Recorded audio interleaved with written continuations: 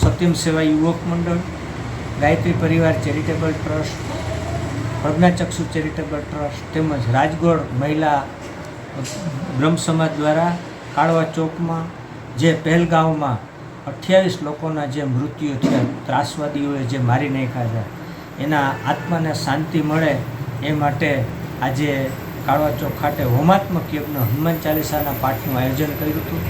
અને સરકારને, ભારત સરકારને પણ અમે વિનંતી કરીએ છીએ કે આવા ત્રાસવાદીઓએ જે નિર્દોષ લોકોને જે મારી નાખ્યા છે, એવા ત્રાસવાદીઓને પકડી એને મારી નાખે અને આવા હવે પછી બનાવ ન બને એના માટે ખાસ કાળજી રાખે એવી અમારી વિનંતી છે.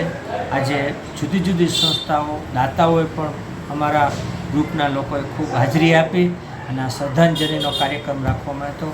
એમાં જે 28 જણા જે અવસાન પામે છે એને પણ આજે અમે શ્રદ્ધાંજલિ 2 મિનિટ મૌન પાડીને શ્રદ્ધાંજલિ આપવામાં આવી.